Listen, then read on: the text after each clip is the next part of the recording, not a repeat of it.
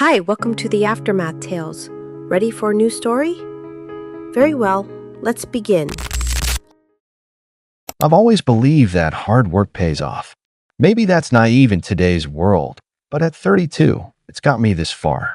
My name is Eddie Thompson, and I manage the East Side discount store on the rough side of town. Yeah, I know how that sounds to some people, especially to my wife's family. But I take pride in what I do. 60 hours a week isn't just a number to me. It's what I do for Rina, my 28-year-old wife who deserves so much better than what I can give her. Every missed dinner, every weekend shift, every time I drag myself out of bed at 5 in the morning to open the store, it's all for her. Every overtime shift is another step toward the life she should have. We live in a real house now, a 3-bedroom ranch with a small yard and a 2-car garage. It's nothing fancy, but it's ours. Well, mine technically. My mother Susan gave it to us as a wedding gift before she moved to Australia to be with her sister Lucy, who retired there years ago and never married. Mom had lived in that house for 30 years, raised me there after Dad died when I was 12. "Take care of yourself, son," she said at the airport, her eyes already red from crying. "And don't let anyone make you feel small for honest work. Your father would be proud of the man you've become." If only she knew how hard that advice was to follow when you're married into the Henderson family. The Hendersons live in a completely different universe from mine. Rina's parents, Matt and Vina, drive cars that cost more than I make in 2 years. Matt's got a BMW X7. Vina drives a Mercedes SUV. Designer everything. Clothes, shoes, handbags, watches. They live in a downtown condo with floor-to-ceiling windows and a view of the city skyline. The kind of place you see in magazines. They throw dinner parties where everyone talks about their investment and portfolios and market positioning. Rina's older brother Marcus works for some tech company downtown, always wearing $1,000 suits and talking about IPOs and venture capital. Her younger sister Chelsea is a marketing executive who posts Instagram photos from business trips to cities I've never been to. They've perfected this performance of success, this elaborate theater of wealth. But I'm not stupid. I notice things.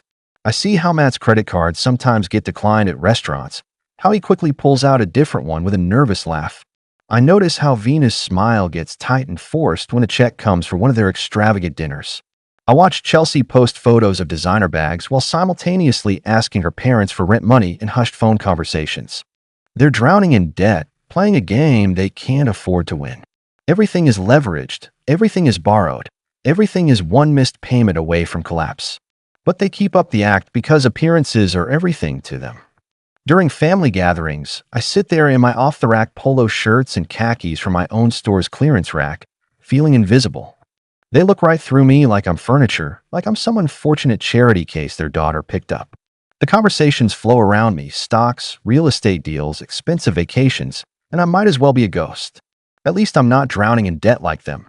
I tell myself during those brutal Sunday dinners, watching them perform their wealth while I sat there knowing my bills were paid, my house was owned free and clear, and I could sleep at night without worrying about creditors calling. But that small comfort was about to become the least of my worries. It started with a weight loss. "Eddie, you're getting so thin," Rina said one Tuesday morning in early spring, her fingers tracing my cheekbones as I got ready for work. Her touch was gentle, concerned. And for a moment, I felt like we were the couple we used to be. "When did you get so sharp-faced?" She was right. I've been losing weight for months without trying, and the mirror didn't lie. My face looked hollow gaunt. My work shirts hung loose on a frame that had always been stocky and solid. The exhaustion I felt went beyond what 60-hour weeks should cause. It was bone deep, the kind of tired that sleep couldn't fix. "You're pale too," she continued, studying my reflection. "Really pale, Eddie. Like you haven't seen sunlight in months. This isn't normal." I brushed it off at first.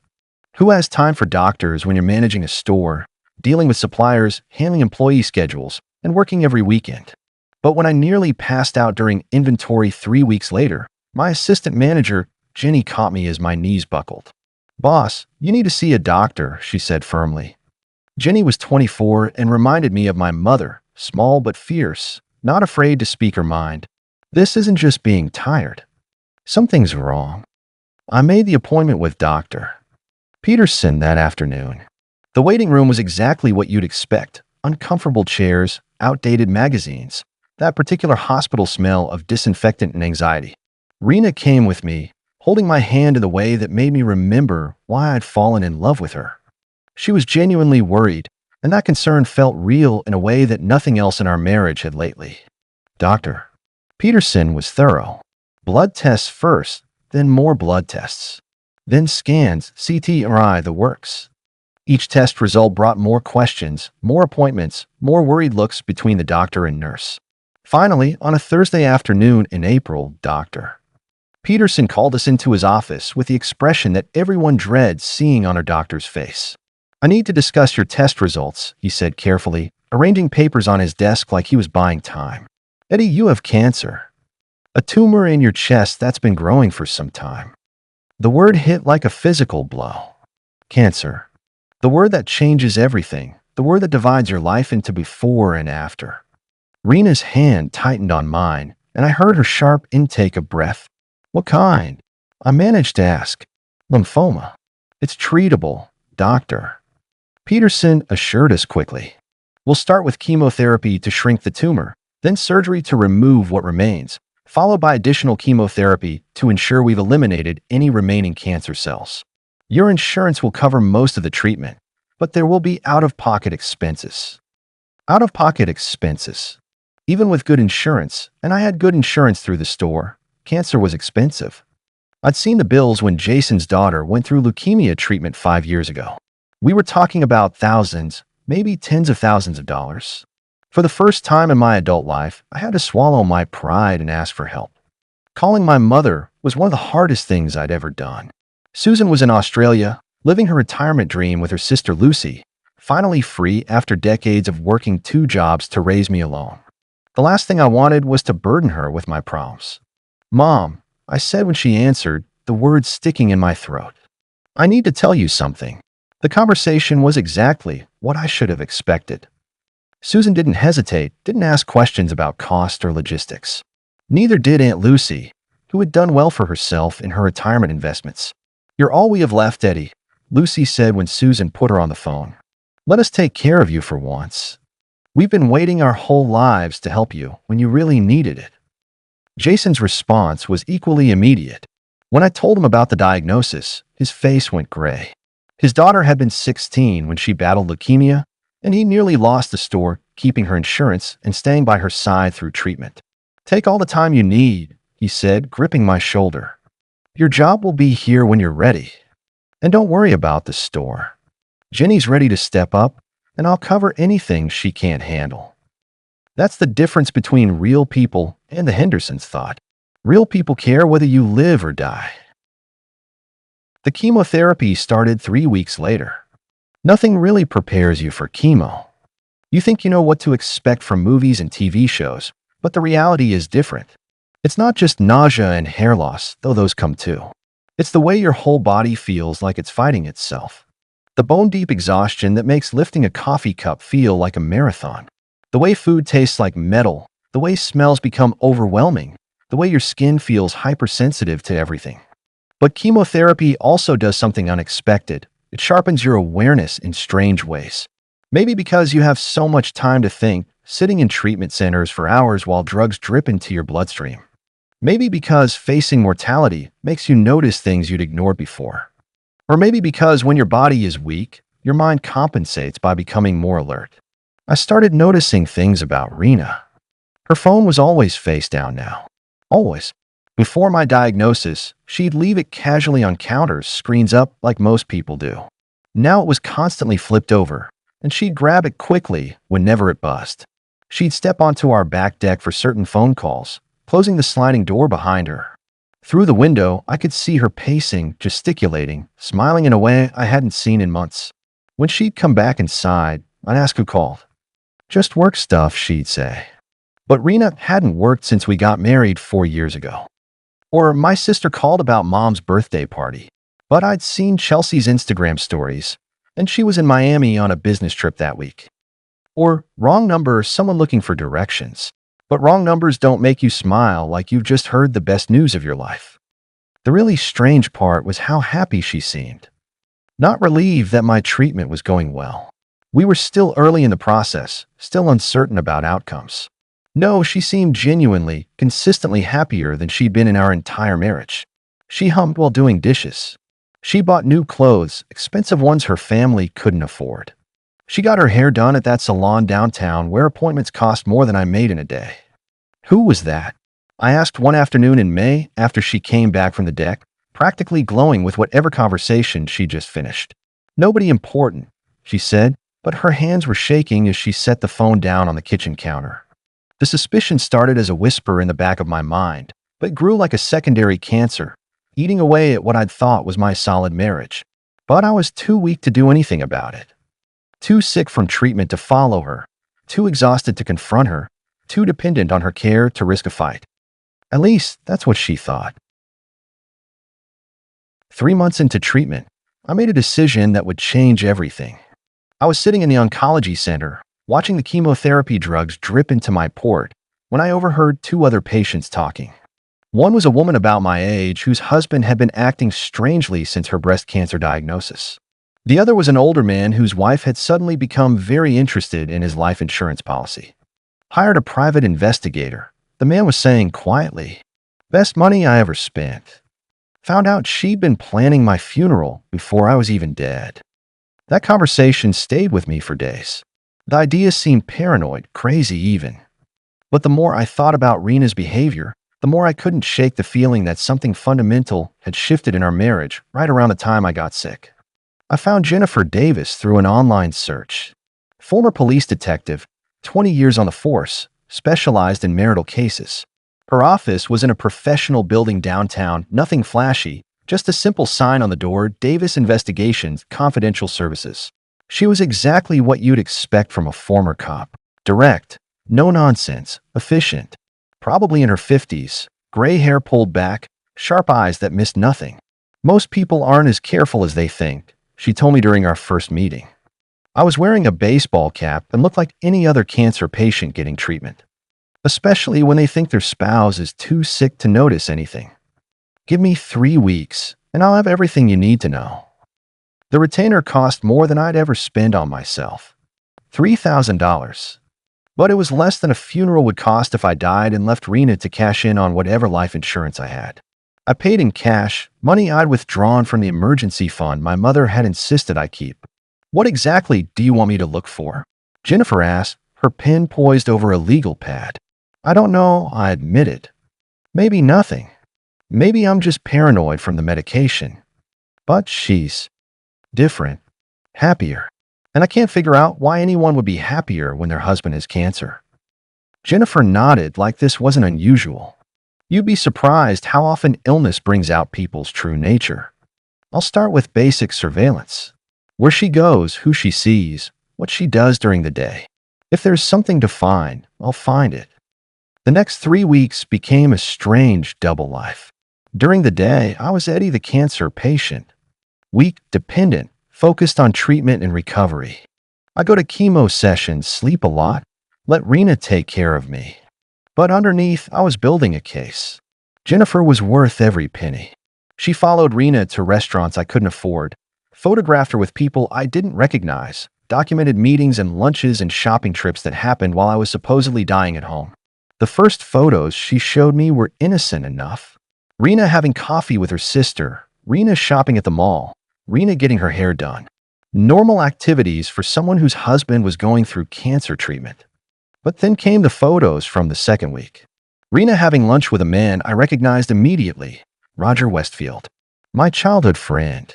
The golden boy who'd never worked for anything in his life, whose father owned 3 car dealerships and a construction company. Roger, who'd always looked at Rina like she was dessert he couldn't wait to taste. In the photos, they weren't just having lunch.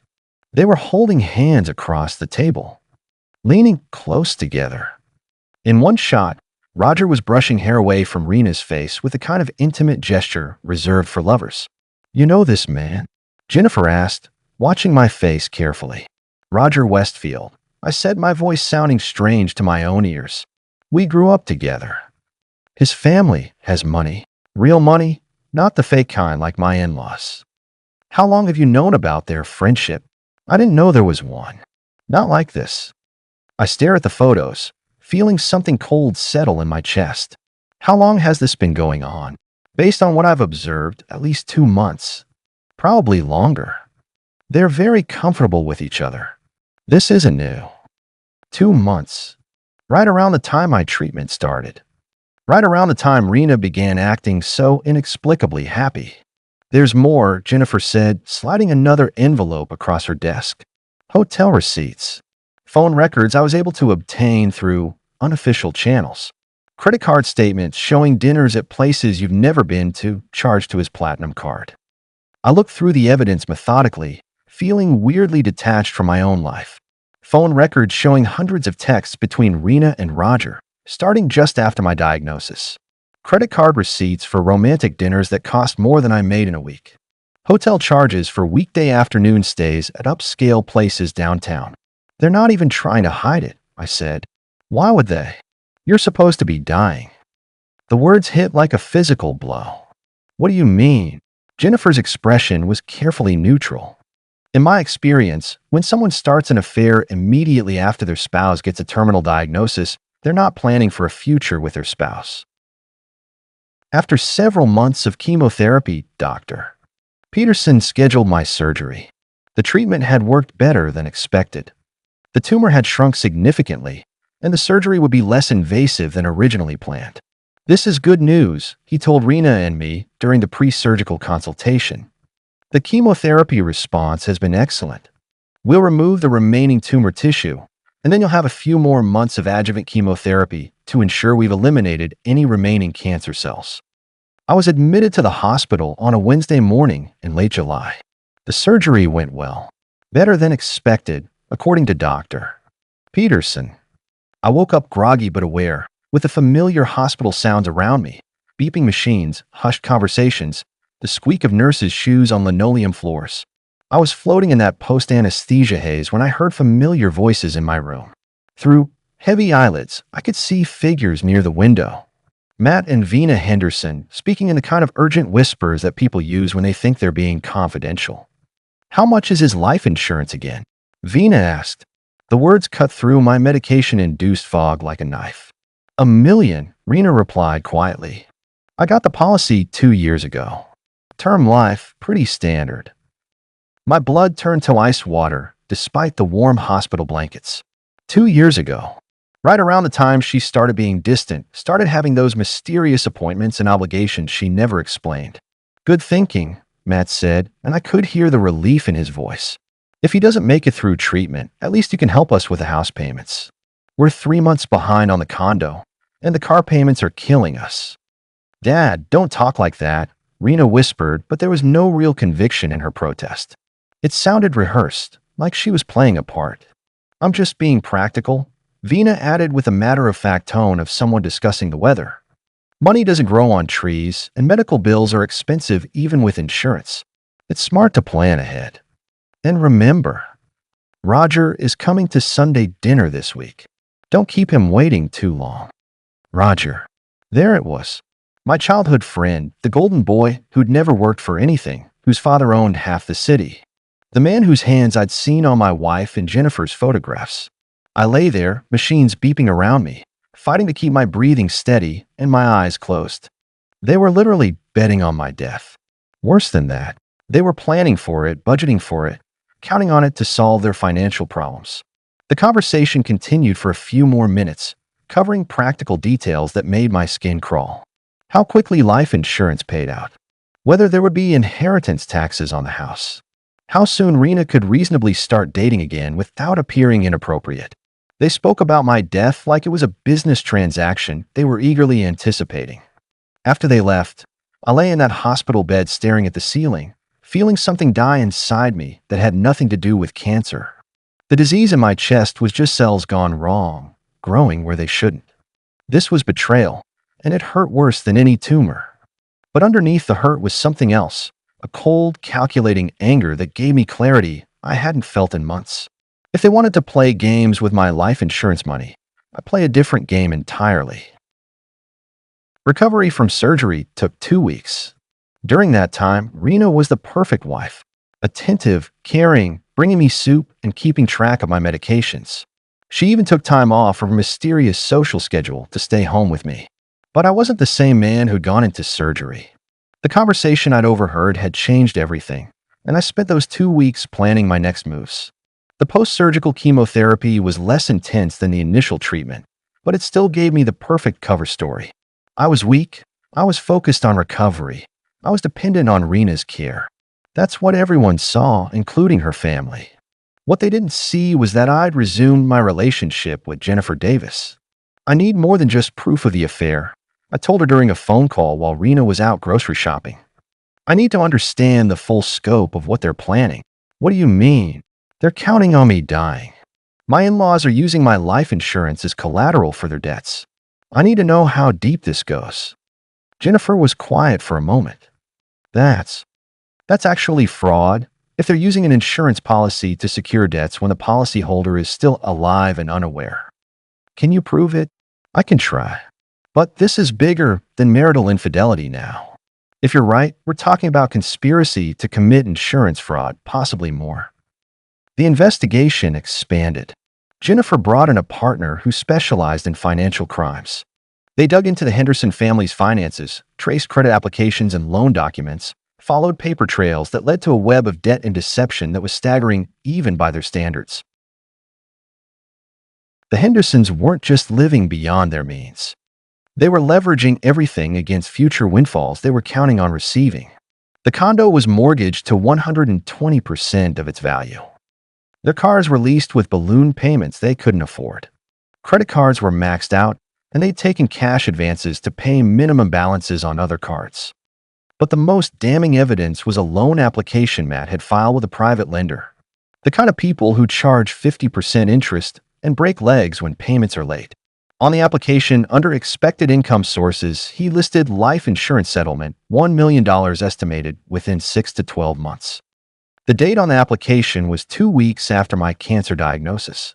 Jesus, Jennifer said when she showed me the documents. They've borrowed against your death. If you don't die, they're financially ruined. And if I do die, they pay off their debts, live comfortably, and Rina gets to start fresh with Roger Westfield. It was a perfect plan, really. Rina gets the grieving widow's sympathy, the family gets out of debt, and Roger gets the girl he'd always wanted. All it required was for me to die on schedule. But there was one problem with their perfect plan. I wasn't dying. My final oncology appointment was scheduled for a Thursday morning in November. I'd finished the adjuvant chemotherapy the week before, and this was the scan that would determine whether the treatment had been successful. Doctor, I said before the appointment, I need to ask you something important. Are my wife or her family authorized to access my medical records? Not unless you've specifically authorized it, or they have medical power of attorney. Patient privacy laws are very strict. Good. I don't want them to have access. If anyone calls asking about my condition, you can't tell them anything, right? That's correct. All medical information is confidential. Perfect. This meant I could control the narrative completely. Eddie, doctor. Peterson said, walking into the examination room with a smile. I have excellent news. Your scans are completely clear. No trace of the tumor, no signs of metastasis, no indication of active disease. The treatment was a complete success. I sat in his office afterward, holding the printed report that confirmed my clean bill of health. But instead of relief, I felt something else, opportunity. I came home and lied to Rina about the results. The cancer is back, I said, watching her face carefully. Dr. Peterson found new tumors. It spread everywhere. Liver, lungs, brain. He says I have maybe a few months at most. That flash of relief crossed her face again, quickly covered by fake devastation. Oh, Eddie, no. Are you sure? Maybe we should get a second opinion? I'm sure. Doctor. Peterson was very clear. I'm dying, Rina, and I'm scared. Over the next few weeks, I played the role of my life. While she was out during the day, probably meeting with Roger, I installed hidden cameras throughout the house. Tiny wireless devices Jennifer had provided that could stream directly to my phone and a remote server. Every room, every angle, every conversation would be recorded. Then I began my performance as a dying man. I gradually made myself look sicker, lost more weight, stayed pale, moved slowly like every step was agony. I started spending most of my time on the living room couch, breathing heavily, acting weak and disoriented. For 2 months, I maintained this act. I'd lie on that couch during the day, pretending to sleep while actually listening to Rina's phone calls with Roger. I heard them planning their future, discussing my insurance policy, talking about how much longer they thought I had. I think I'm close to the end, I told Rina one evening after 8 weeks of this performance, making my voice barely a whisper. The pain is getting worse. I might not have much time left. She wanted to take me to the hospital. I know she's acting too, but I told her that I will die anyway, so I said I want to die at home. She nodded sympathetically, but I caught her texting someone immediately after, probably telling Roger the good news. The next day, she announced that Roger was coming over to help support us during this difficult time. He wants to be here for you, Eddie. You know how much he cares about our family. Perfect. After 2 months of preparation, it was time for the final act. Roger arrived that afternoon, and I positioned myself on the living room couch, pretending to be barely conscious, breathing laboriously. The hidden cameras would capture everything.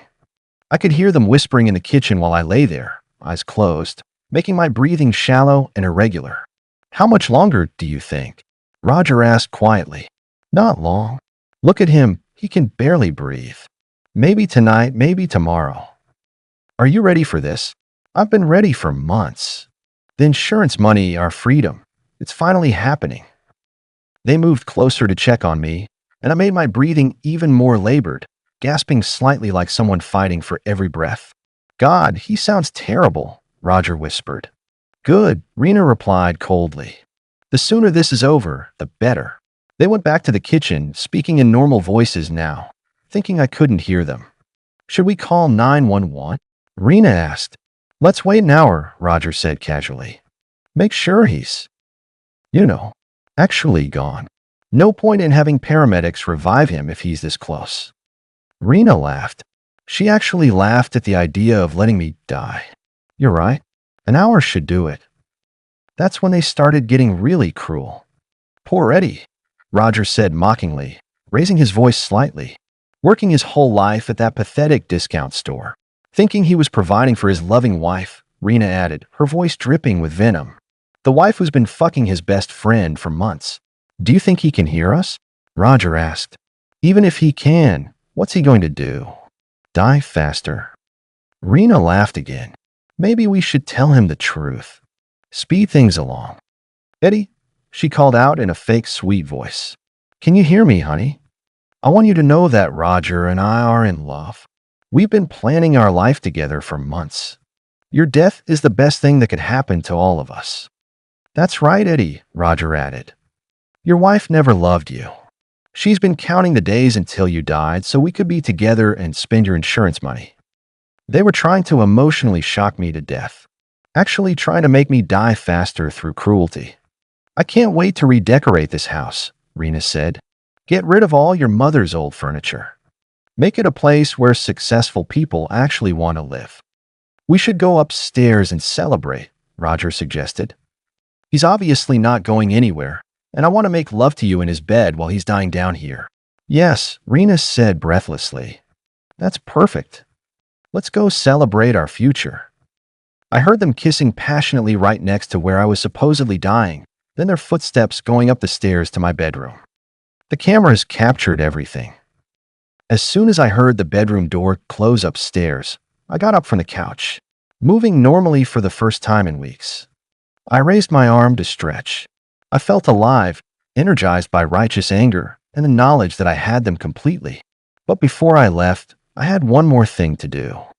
I grabbed a piece of paper from the kitchen and wrote in big, bold letters, Gotcha. Eddie, the guy who's not dying. Then I set up my phone camera, positioned the note clearly in frame, and took a selfie. Smiling broadly with my middle finger raised high toward the ceiling where they were celebrating. I printed the photo on our home printer and left it right on the coffee table where I'd been dying just minutes before. Earlier that day, I'd strategically parked my car at my neighbor's house 3 doors down. Mrs. Patterson, an elderly widow who was visiting her daughter for the week. I'd asked to use her driveway while she was gone, explaining that some work was being done on our driveway. The car would be visible from our house, so Rina and Roger wouldn't suspect anything unusual. I quietly slipped out the back door and walked through the neighbors' yards to retrieve my car, then drove to Jennifer's office to review the footage.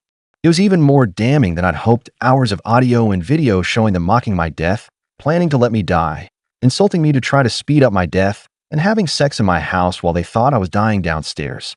This is incredible evidence, Jennifer said, watching the recordings. The insurance fraud conspiracy alone is criminal. They were actively planning to file false claims. Plus, civil court will love this for the divorce proceedings. But I wasn't actually dying. Can we still press charges? For the insurance fraud conspiracy, absolutely. They intended to commit fraud regardless of your actual condition. The emotional abuse. That's harder criminally, but it's devastating for civil court and public opinion. We'll definitely win the divorce, and the fraud charges should stick for the family members involved in the loan applications. Is it enough to destroy them? Eddie, this is enough to send them to prison. But more importantly, it's enough to ruin them socially forever. I spent the night at a hotel, letting them discover my disappearance. The cameras captured their panic perfectly. About an hour after I left, I heard them coming down the stairs, probably to check if I was finally dead. Oh my God, where is he? Rina screamed. He was right here. He was dying right here. Maybe he crawled off somewhere. Roger suggested weakly. That's when Roger spotted the photo on the coffee table. Rina, he said, his voice barely a whisper. Look at this. The camera caught her face as she saw the picture, me clearly healthy, flipping off the camera with a huge grin, next to the note that said, Gotcha.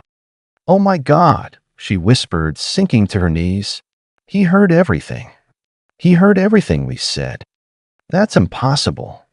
He was unconscious. He was dying. Look at this picture, Roger. Does he look like he was dying? He was faking it. He heard us mocking him. He heard us planning to let him die. He heard us say we were going to spend his insurance money.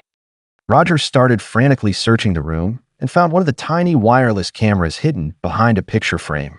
There's a camera here, he said, his voice shaking. Oh God, there's a fucking camera here. But what Roger didn't know was that I'd installed cameras throughout the entire house. Living room, kitchen, dining room, bedroom, even the hallways. He'd only found one of many. We need to call my parents, Rina said, her voice panicked. We need to call everyone. If he recorded us, we're dead, Roger said simply. We're completely dead. After leaving that photo on my coffee table, I drove to a hotel across town and checked in for what I knew would be several weeks of careful planning. The revenge was only half complete. Now I needed to orchestrate my escape and their destruction with the same precision I'd use for everything else. From my hotel room, I watched the surveillance feeds on my laptop. The chaos that unfolded over the next few days was even more satisfying than I'd imagined. I watched Rina discover my absence in the photo, then immediately grab her phone with shaking hands. Mom, you need to get over here right now, she said, her voice frantic. Bring Dad. Bring Marcus and Chelsea. Everyone needs to be here immediately. What's wrong, honey? Vina's voice came through the speaker. He's gone. Eddie's gone. And he left. He left something. Just get here now. Within 30 minutes, the entire Henderson clan had gathered in my living room. I watched them crowd around the coffee table, staring at my photo in stunned silence. Look at his face, Marcus said, his voice hollow. He's smiling. He's fucking smiling and giving us the finger. Gotcha. Vina read aloud. Oh my God, what does this mean? It means he heard everything, Roger said quietly. He was awake. He heard everything we said. That's impossible, Matt said, but his voice lacked conviction. He was unconscious. He was dying. Does he look like he was dying in this picture, Dad? Rina screamed. He was faking it. He was faking the whole thing. If he was faking being unconscious, then he heard us talking. Roger continued, his face pale. He heard everything we said about the insurance money, about waiting for him to die, about what exactly? Vina demanded. What did you people say while I thought my son-in-law was dying? The silence that followed was deafening. We may have. Celebrated, Rina whispered. We thought he was dying, so we— You celebrated your husband dying? Matt's voice was incredulous. Roger found a camera earlier, Rina said suddenly. Remember? Behind the picture frame. If there was one camera, there could be more. How many more? Chelsea asked, having just arrived and trying to catch up. We need to hire someone, Matt said. Professional security sweep. Find every camera, every recording device. And then what? Marcus asked. If he recorded us, if he has evidence of what? Vina demanded again. What exactly did you people do?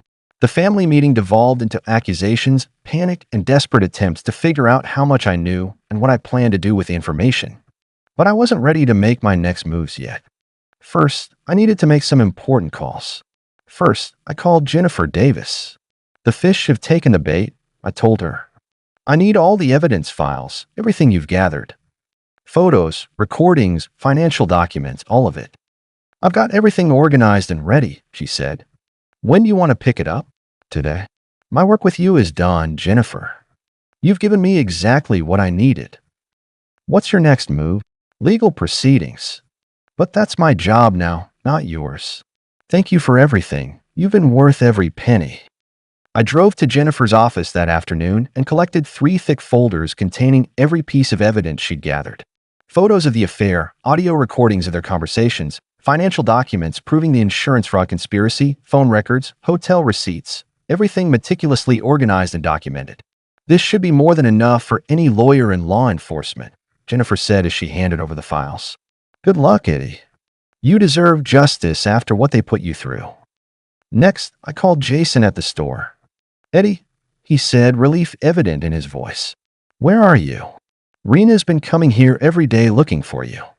Her whole family showed up yesterday, demanding to know where you were. I'm safe, Jason. But I need to tell you something important. Don't let me come to the store. I can't be around when they're there. What's going on? Rina seems frantic, desperate. Her parents look scared out of their minds. That's because they should be. Jason, I need to tell you something, and I need you to keep it between us. I'm resigning, effective immediately. And I'm leaving the country. Permanently. What? Why? I told him everything, the cancer recovery, the affair, the insurance fraud conspiracy, the recordings I'd made of them planning to profit from my death. Jesus Christ, Eddie, Jason said when I finished. They were actually counting on you dying. Worse than that. They were trying to make me die faster by being cruel to me. They thought I was unconscious and couldn't hear them. And you recorded all of this. Every word. Every plan, every cruel joke about my death. Eddie, what are you going to do? I'm going to make sure they face justice. But I can't stay here while that happens. I need to get far away from all of this. I understand completely. And Eddie, stay away from the store. Rina's been here every morning when we open, waiting in the parking lot. Her family comes with her sometimes. They're desperate to find you. Thanks for the warning, Jason. I hate to leave you short-handed, but Jenny's ready to step up to manager. She knows the operation better than anyone. Don't worry about the store, Eddie. Jenny will do great as manager. But leaving the country, are you sure that's safe legally? I mean, with all this evidence you've gathered? That's what I need to figure out. I can't just run. I need to make sure everything's handled properly through the courts first. Listen, I know a good lawyer. Julius Marshall. He's handled some complicated cases for me over the years. Solid guy, very thorough. You should talk to him before you make any moves. That would be really helpful. Can you give me his number? Of course, Eddie. I'm really sorry this happened to you. You're a good man, and you deserve better. Thanks, Jason. That means a lot. I'll have Jenny call you tomorrow about taking over as manager. Take care of yourself, Eddie, and keep in touch when you can. The next day, I called attorney Julius Marshall using the number Jason had given me. His office was downtown, and he agreed to see me that same afternoon. Mr. Thompson, Julius Marshall was a no-nonsense man in his 50s with gray hair and sharp eyes behind wire-rimmed glasses. Jason told me you have a complex situation involving marital fraud and potential criminal activity. That's right. I have extensive evidence gathered by a private investigator, surveillance footage, audio recordings, financial documents proving insurance fraud conspiracy. I laid out everything for him. The affair, the insurance fraud scheme, the recordings of them planning to let me die, the evidence of Matt's fraudulent loan applications. Julius reviewed Jennifer's files methodically, occasionally raising his eyebrows at particularly damning pieces of evidence. This is comprehensive, he said finally. The surveillance evidence is particularly strong since it was recorded in your own home with your own equipment. The financial fraud evidence is federal level serious. I want to file for divorce and pursue criminal charges for the fraud. But I also want to leave the country. Permanently. Is that possible? It's possible, but we need to do this in the right order. First, we'll file the divorce papers. With evidence this clear-cut, your wife will likely sign quickly rather than fight it in court. Second, I'll present the criminal evidence to the police and federal authorities. They'll handle the prosecution from there. Third, once everything is properly filed and you're not needed for immediate testimony, you can leave. How long will that take? The divorce filing can happen immediately. Criminal referrals will take about a week to properly package and submit to the right authorities. After that, you're looking at maybe 6 to 8 weeks before it's safe for you to leave the country. The police and federal prosecutors will handle everything from there. That long. You'll need time for your passport and Australian visa applications to process. Plus, we want to make sure all legal proceedings are properly initiated before you leave. Rushing this could complicate things later. And if they need me to testify later, video deposition from Australia. With evidence this strong, your physical presence likely won't be necessary for trial. What will this cost? For the full package, divorce, criminal referrals, coordinating with authorities, handling all paperwork in your absence, we're looking at $15,000. That includes my retainer and all fees through completion. It was a lot of money, but I had it. And it was worth every penny to ensure everything was handled properly. When can we start? Today. I'll have my paralegal begin preparing the divorce papers immediately. Bring me all the evidence files tomorrow morning, and we'll get everything moving. Also, you should start your passport and visa applications immediately. Those take the longest. The next morning, I delivered all of Jennifer's evidence files to Julius Marshall's office. He spent 2 hours reviewing everything with his paralegal, occasionally whistling softly at particularly damning pieces of evidence. Over the next 6 weeks, Julius Marshall proved to be worth every dollar I paid him. The divorce papers were filed within 48 hours, and just as he predicted, Rina signed them immediately rather than fight a battle she couldn't win. She vacated the house within the court-ordered time frame. She had no choice since the deed was solely in my name. The criminal evidence was meticulously packaged and delivered to both local police and authorities. Within a week, Matt Henderson was being investigated for loan fraud and wire fraud. The private lender, discovering they'd been defrauded, immediately began their own aggressive collection efforts that had Matt looking over his shoulder constantly. The hardest call was to my mother. Eddie. Susan's voice was bright when she answered. How are you feeling, son? How did the treatment go?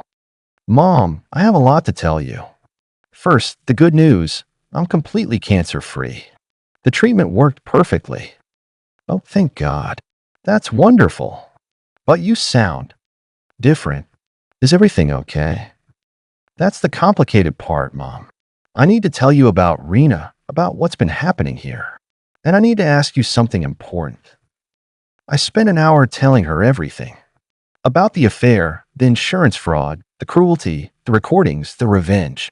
Susan was quiet through most of it, occasionally gasping at the worst parts. Oh, Eddie, she said when I finished. I'm so sorry you went through all that. But I'm proud of how you handled it. You didn't let them destroy you. Mom, I want to come to Australia. Permanently. I know it's a big ask, but I need to start over somewhere far away from all this. Son, Susan said, her voice warm with love. Aunt Lucy and I have been hoping you'd say that for years. We have plenty of room, and we'd love nothing more than to have you here with us. Really? Really? When can you come? I need about 6 weeks to finish arrangements here, to make sure the legal proceedings are set in motion and these people get what they deserve. Take all the time you need. We'll be here waiting for you. Over the next 6 weeks, I methodically dismantled my old life and prepared for my new one. I arranged for the house to be sold through a real estate agent. I worked with Jason and Jenny to transition my duties, with Jenny getting promoted to store manager. The passport application took 4 weeks to process, and the Australian visa application took another 3 weeks, but Julius had warned me about these timelines. Everything's filed and in motion, Julius told me during our final meeting. The police have everything they need, the investigation is underway, and the divorce is finalized. Your passport and visa came through this week. You're free to leave the country. If they need testimony later, we'll handle it via video conference from Australia. Thank you, Julius. You've made this much easier than I thought it would be. Just remember, if anyone tries to contact you directly about this case, refer them to my office. Let me handle all communication while you start your new life. I spent my last few days in a hotel making final arrangements. I closed my bank accounts and transferred everything to Australian banks. I bought a one-way ticket to Sydney. 6 weeks after the gotcha photo, I was finally ready to leave. On my final night in America, I sat in my hotel room knowing that tomorrow I would fly to Australia and start my new life. The surveillance cameras had long since died, their batteries depleted, but they'd served their purpose perfectly. Justice, I thought, was a beautiful thing to watch. 6 weeks after leaving that photo on my coffee table, I drove to the airport and took my flight to Australia. During the long journey, I called my mother from a layover in Los Angeles. Mom, I said when Susan answered, I'm coming home. Eddie, you're actually on your way. Yes. My flight lands in Sydney in 12 hours. Are you sure you're ready for me? Son, we've been ready for years. Lucy's already cleared out the guest room, and she's been planning welcome home dinners for a week. I love you, Mom. I love you too, Eddie. And I'm so proud of you. Meanwhile, back home, the legal consequences I'd set in motion were accelerating beyond what even I had expected. The investigation into Matt's loan fraud had expanded. Investigators discovered that the Henderson family's financial deception went deeper than anyone realized. They've been running similar schemes with multiple lenders, using various fictional, expected inheritances and pending settlements as collateral for loans they never intended to repay. Within a month, the story had leaked to social media and gone viral. The local news picked it up, then national outlets. The Henderson family became a cautionary tale about greed and desperation, with the recordings of them celebrating my death becoming the most damning evidence of their character. The private lender's collection methods became increasingly aggressive. Matt started sleeping in different locations every night, but they always seemed to find him. His car was repossessed. His credit cards were canceled. The luxury lifestyle the family had maintained through debt and deception crumbled completely. Roger faced his own reckoning. The Westfields, horrified by the recordings and the public scandal, not only maintained their financial cutoff but also publicly disowned him. We're ashamed that our son participated in such a cruel and calculating scheme, Roger's father told reporters. We raised him better than this, and we take responsibility for enabling his behavior for too long. Roger found himself unemployed, unemployable, and facing potential criminal charges for conspiracy. The golden boy, who'd never worked a day in his life, was suddenly applying for minimum wage jobs and getting rejected because his name had become synonymous with the scandal. Marcus and Chelsea, desperate to distance themselves from their parents' crimes, changed their last names and moved to different cities. But in the age of social media, you can't really disappear. Their professional reputations were permanently damaged by association. Rina's situation was perhaps the cruelest irony of all. Having lost everything in the divorce, she was forced to take whatever work she could find. But her name was attached to the viral story, and employers kept recognizing her. The woman who looked down on my pathetic job managing a discount store found herself unemployable, even in retail. She eventually had to move 3 states away and use her maiden name just to find work as a night shift cleaner at an office building. The woman who'd once gotten her hair done at expensive salons and bought designer clothes was now scrubbing toilets for minimum wage. But I wasn't there to see their downfall. I was already 8,000 miles away, building something real with people who actually cared about me. Welcome home, son, Susan said as she and Lucy met me at Sydney Airport. Both of them were crying and laughing and talking over each other in the way that family does when someone they love comes home safe. And that's exactly what this felt like. Coming home to people who loved me not because of what I could provide for them, but because of who I was. Over dinner that first night, I told them everything in detail. The cancer diagnosis, the treatment, the affair, the insurance fraud conspiracy, the surveillance, the fake terminal diagnosis, the recordings, and finally, the photo I'd left on a coffee table before catching my flight to Australia. You mean they were actually trying to make you die faster by being cruel to you? Lucy asked, her face pale with shock. And your so-called best friend was in on it the whole time? Susan added, shaking with anger. I nodded. Every word is on the recordings. Julius has everything documented. My lawyers back home are handling the legal destruction while I start fresh here with you.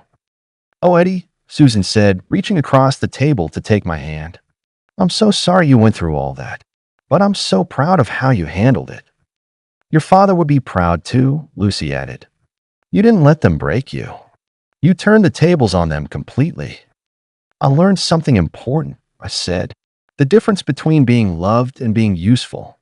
Between family and people who happen to share your last name. Between justice and revenge. And which did you choose? Susan asked. Justice. I let them destroy themselves with their own greed and cruelty. I just gave them the rope. Sitting there with my mother and aunt, the two people who had loved me unconditionally my entire life, I realized that sometimes losing everything is the only way to discover what actually matters. The cancer had been cells gone wrong, but the betrayal had been something worse, people gone wrong. And surviving both had taught me that the best revenge wasn't destroying your enemies. It was building a life so good that their opinions stopped mattering. And sometimes, just sometimes, it is perfectly okay to give the middle finger to the people who celebrated your downfall. If you enjoyed this video, hit that like button and drop a comment below. Don't forget to follow for more content just like this. Thanks for watching. Catch you next time.